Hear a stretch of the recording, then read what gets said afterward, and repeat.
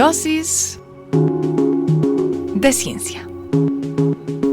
Hoy, pasarela espacial. Bienvenidos a otra dosis de ciencia con el profe Mario Vázquez. Profe, ¿cómo ha estado? ¿Cómo me le ha ido? Muy bien, muchísimas gracias, Joana. Contento de venir otra semana a compartir estas dosis contigo. Y este tema de hoy quiere decir entonces que la Semana de la Moda de Milán se hizo en algún avión, digo yo. Podría haber sido, y no, o tal vez haya ocurrido, no se puede uno asegurar, ese tipo de cosas extravagantes pueden ser factibles, pero no me iba a referir a eso, pero sí a vestidos de alguna forma que tienen que ver con aviones, no con aviones, sino con el espacio. Lo que tienen que usar para estar allá. O sea, ¿qué tan relevante? Todos sabemos que todos los que van al espacio, bueno, los pilotos también, digamos que no los pilotos comerciales, que van todos elegantes, pilotos y mujeres y varones todos bonitos, elegantes, con camisa blanca, corbata, y bien elegante manejando los aviones, sino quienes lo hacen a alturas mayores, como son los aviones de combate, que ya sabemos, lo hemos visto, que llevan trajes especiales, presurizados por el tipo de movimientos que hace el avión a altas velocidades, por el tema de la fuerza de gravedad.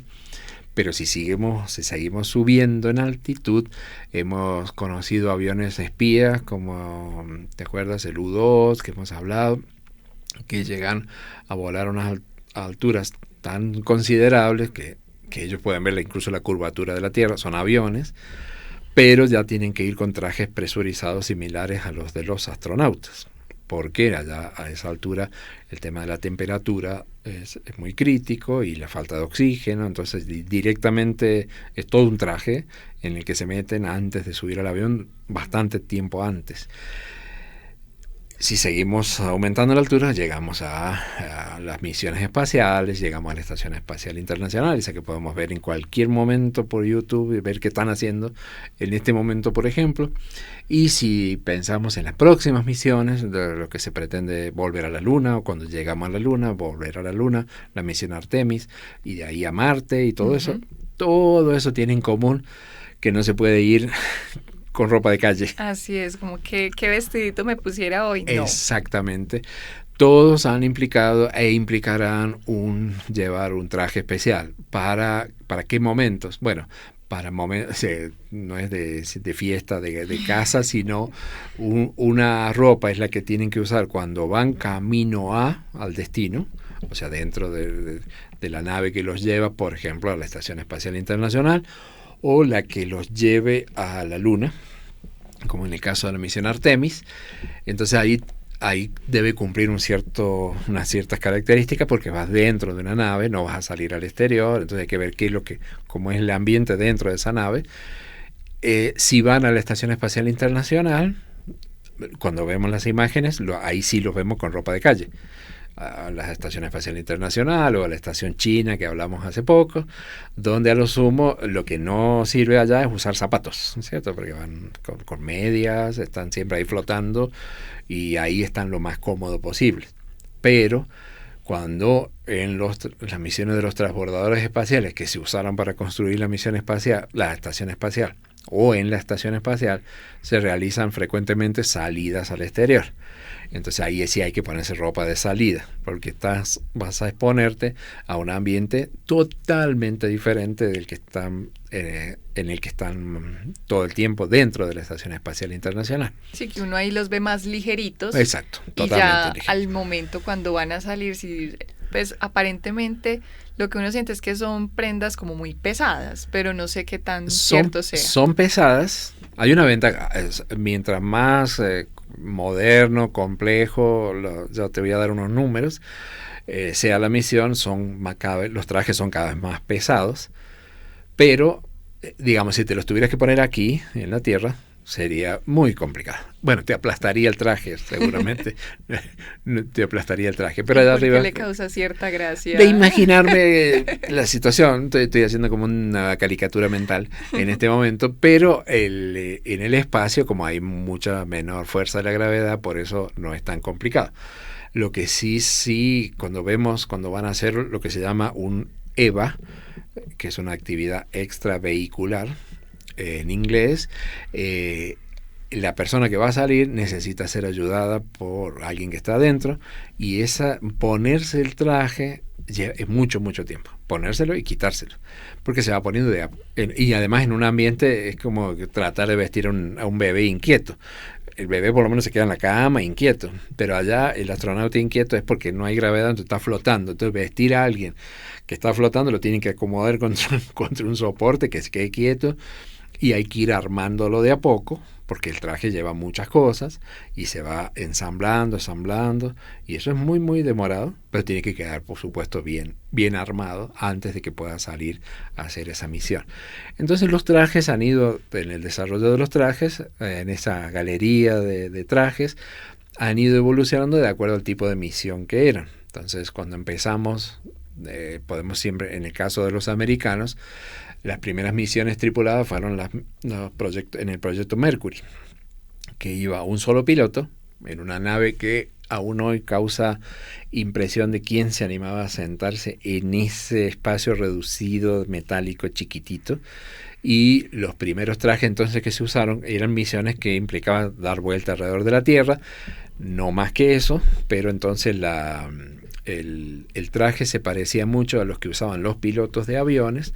Eran trajes que se les superponía o se les incluía una capa de neopreno. Se usa mucho el neopreno porque en ese momento lo que se requiere es proteger al cuerpo por las bajas temperaturas, de poner algo que lo abrigue, que permita mantener el calor corporal, pero por otro lado que lo proteja de las radiaciones. Por eso también los colores que van adquiriendo los trajes, pero normalmente son blancos finalmente, porque con eso reflejan la radiación y permite que no se calcine cuando estén expuestos al sol, o que no se congelen cuando no hay sol, porque al no haber atmósfera los cambios de temperatura son muy bruscos. Entonces, como los vuelos duraban poco, no era mucho lo que se le hacía a lo que se le ponía. Cuando ya pasa la misión Géminis llevaba 2 astronautas, una cápsula un poquito más grande, pero lo mismo. Entonces ya las misiones llevaban más tiempo y había que hacer más cosas, y ahí empieza el problema, que si le pongo un traje muy rígido, no puedo mover las manos, no puedo mover los brazos, entonces había que mejorarle la flexibilidad. Entonces los trajes han ido evolucionando desde el Mercury hasta el más complejo, que serían los que usan los astronautas cuando salen de la Estación Espacial Internacional. Entonces, para hacer un repasito histórico, los Mercury fueron del año 1961 a la 63. Eso lo usaron 6 astronautas. Luego, entre el 65 y el 66, vieron la misión Géminis. Y, por ejemplo, los de la Géminis, pesaban en la Tierra entre 8 y 17 kilos. Pero estos eran los más livianitos, como allá vas a ver. Sí, porque en realidad ellos, como te digo, solamente era vestirse con algo que iban a tener puesto siempre en varias vueltas que daban alrededor de la Tierra, y después regresaban. Eso era todo.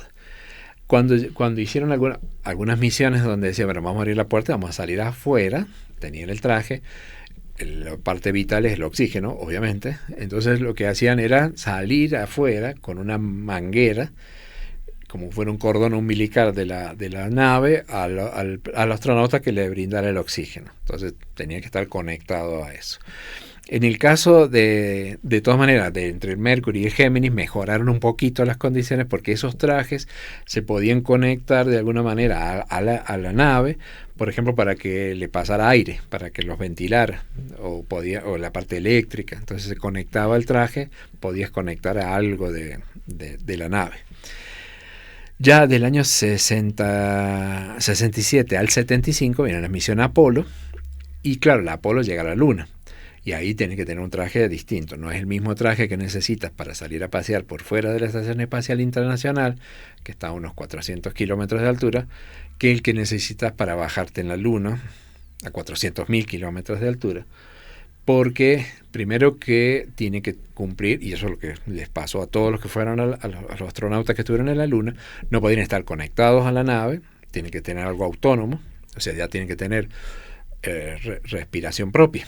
Se les tiene que brindar el oxígeno, tiene que eliminar el CO2 que estás respirando, entonces tiene que tener energía, tiene que tener mucha más protección porque el ambiente es mucho más hostil, se tiene que proteger sobre micrometeoritos que te pueden perforar si te agarran, la radiación es muy fuerte, entonces tienen que tener muchas más. Eso se iba consiguiendo poniéndole más capas a la ropa, al abrigo. Más pesado. Lo cual lo hacía más pesado. Y además tiene que ser flexible para agacharse, para moverse, para caminar, y tiene que tener una cierta autonomía para poder alejarte de la nave. Ya implica andar con botas, en el aire no necesitas botas, allá sí, tienen botas gruesas. Entonces estos ya pesaban 90 kilos. Ponerse esto pesaba 90 kilos. Pero recuerda, en la luna. La luna 90 kilos. Es que son los 90 de aquí, ¿no? Sí, ahí es donde hacemos la imagen de Johanna con los 90 kilos de traje. Aplastada. Después también recordarás cuando fue la época del transbordador espacial, entre los años 80, cuando, como digo, el transbordador va desde el 88 al 2011, que toda la vida que tuvo cuando iba construyendo la Estación Espacial Internacional y cuando iban llevando insumos, viajaban, cambiaban las tripulaciones. Siempre la imagen que tenemos, además de los terribles accidentes que hubo con los transbordadores, era que los que iban dentro del transbordador era la ropa para el viaje, ¿cierto? Para el viaje. Y eran naranja, eran de color naranja. Y que tenían articulaciones que podían quitar, los guantes y todo se giraban, se aseguraban como con anillos, sí. ¿No? Exacto.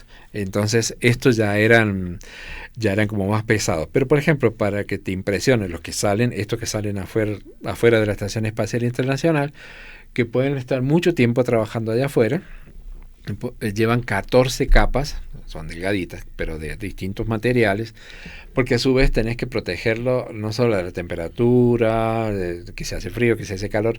Es como si nosotros estamos aquí, en este momento en la cabina, tenemos como si estuviéramos dentro de la estación espacial, podemos movernos porque estamos a una determinada presión atmosférica.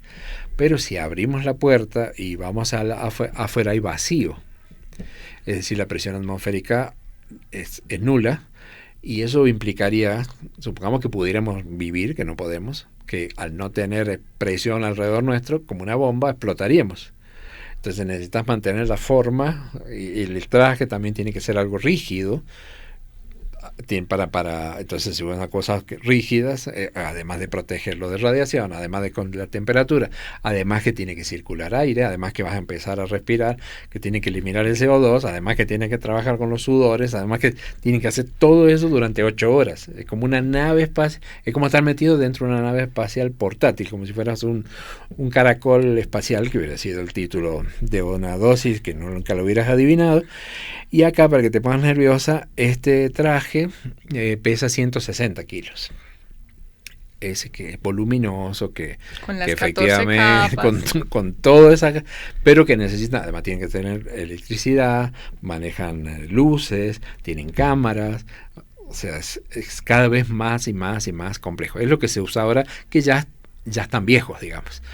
Ahí hace poco recuerdas que hubo como una noticia de unas astronautas que estaban en la Estación Espacial Internacional y que no pudieron hacer la salida porque como que no había traje para mujer. Ellas, sí. Porque claro, se hicieron así estándares, pero tienen que hacerse ya más pensando en el cuerpo que los va a habitar.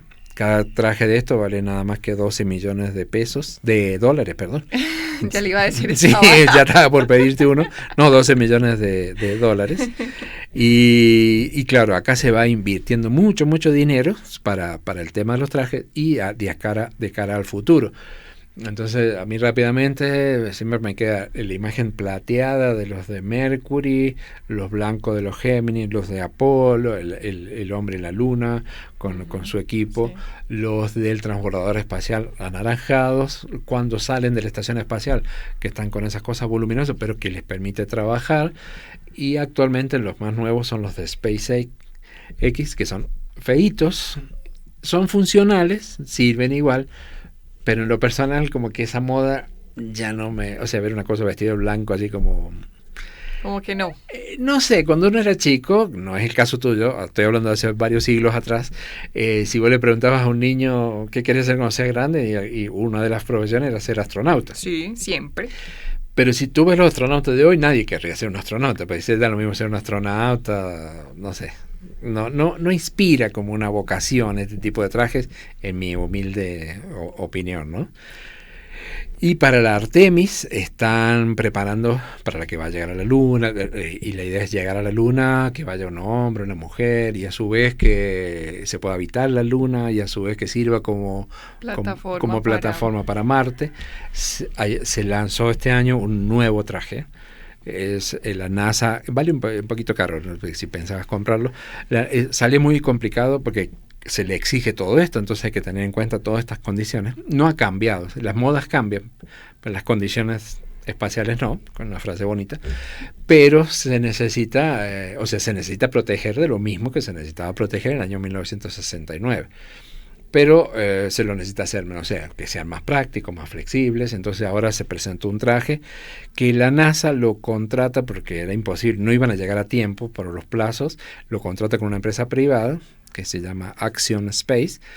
Se habla de un contrato de $3.500 millones para que diseñe el traje que van a usar en estas misiones. Lo presentaron hace poco en un color negro y naranja que llama mucho la atención, aunque los definitivos van a ser blancos, siempre van a ser blancos, y por lo que tiene así como raro que llama la atención es que no se viste como tú lo has visto, que hay que ponerlo en parte, sino que el astronauta o la astronauta ingresa por detrás, o sea que está abierto atrás y se mete dentro del traje. Tiene una abertura. Como un cierre, pues. Como si fuera un cierre que se ingresa al traje, entonces como que facilitará seguramente el poder ponerse estos trajes.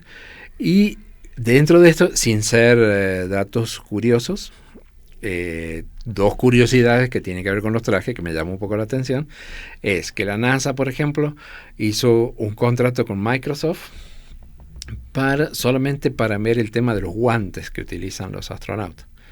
Porque a su vez los guantes, uno sabe, bueno, te puedes poner varios guantes, pero no, si es para el frío te pones muchos guantes, pero si tienes que ir a trabajar, claro, tienes que mover los dedos. Entonces, los guantes tienen que ser muy especiales. Y el tema es que por las condiciones en las que estás trabajando no pueden tener agujeros, ¿no? Y se van gastando con el trabajo. Entonces, ¿cómo haces para controlar la calidad del guante? Entonces, hasta hace poco, lo que se hacía es que cuando hacían varias misiones, varias salidas, le tenían que tomar fotografías, mandarlas a la Tierra, analizarlas allá, con mucho cuidado, decir, no, cuidado que ese guante está dañado, porque tú no quieres tener una pinchadura de un guante cuando estás allá afuera.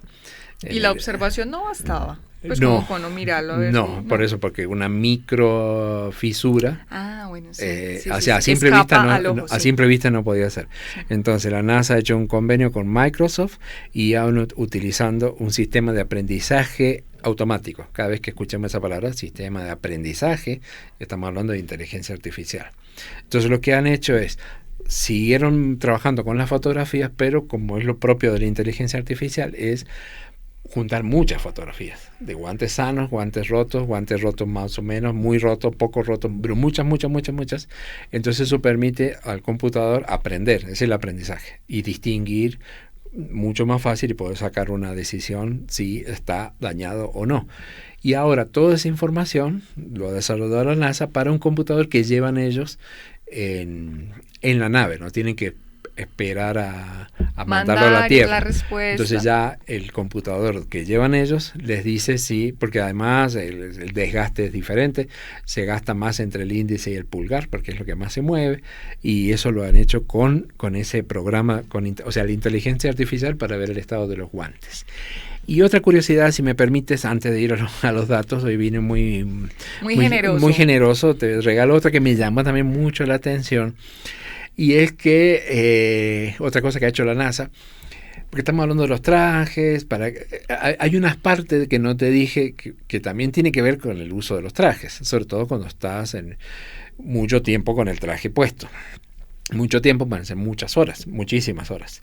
Y es el tema que inevitable, somos seres humanos, nosotros necesitamos en la Tierra a veces quitarnos nuestros trajes para hacer nuestras necesidades mínimas, vitales.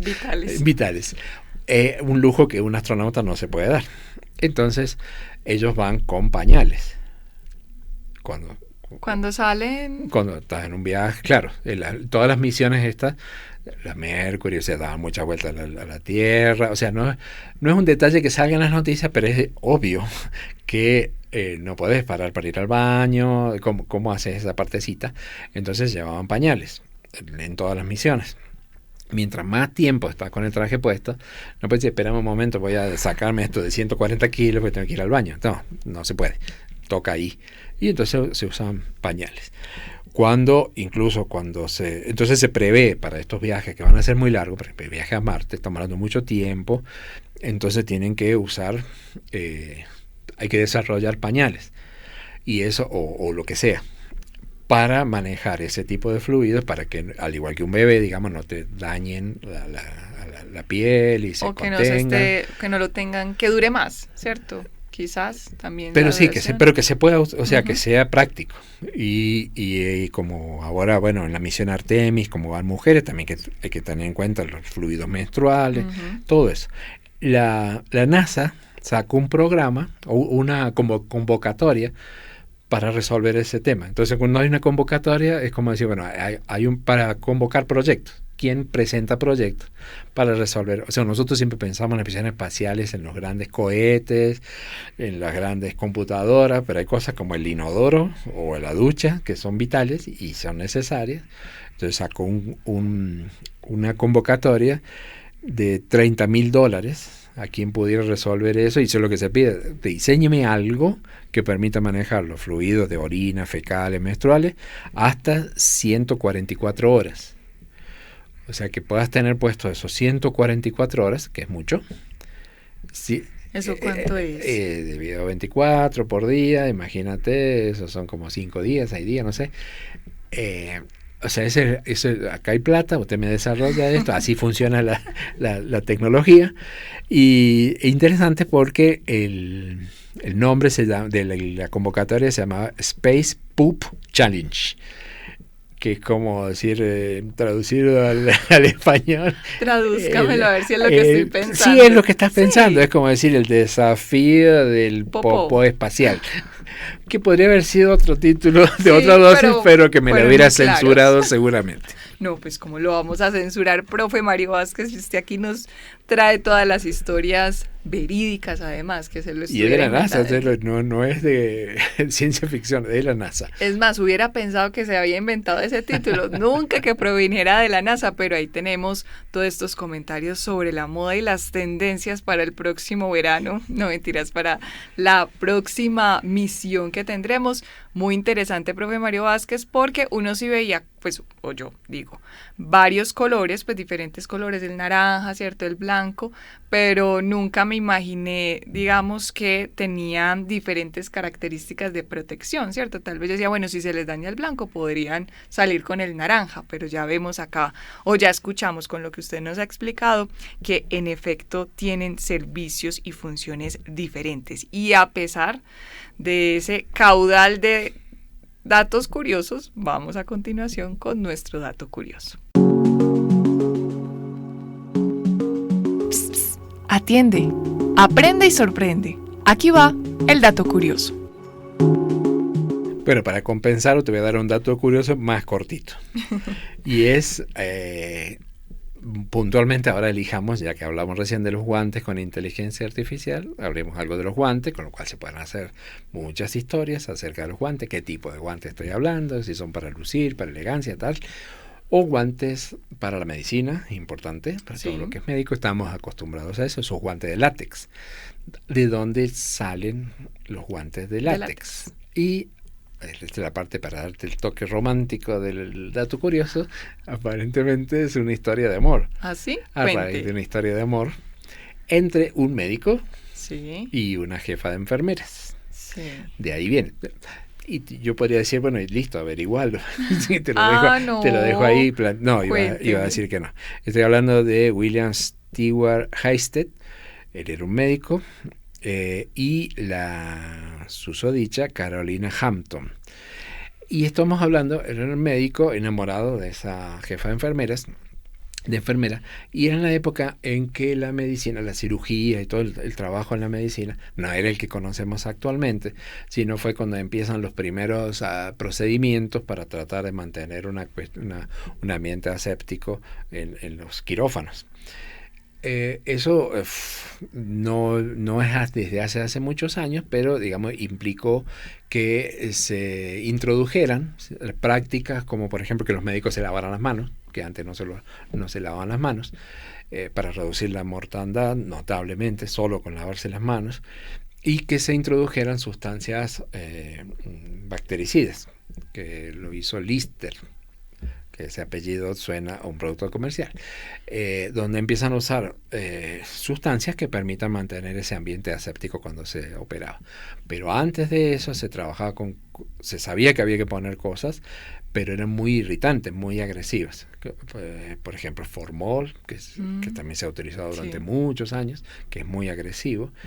Y las manos había que lavarlo con un desinfectante, pero no había en el mercado cosas muy buenas.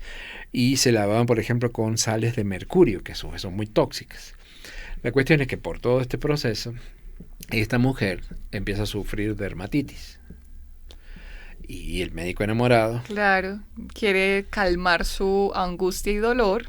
Y lo que hace, o sea, en vez de decirle no trabajes acá porque te está dañando la piel, él la quería ahí, entonces va y busca a alguien que esté trabajando en látex, que esté haciendo sus primeras cosas, una empresa Goodyear, que trabajaba con neumáticos, con caucho, todo eso, y les pide por favor que le construya unos guantes para poder protegerla a su enamorada, y así salen los guantes, los primeros primitivos guantes de látex utilizados en medicina.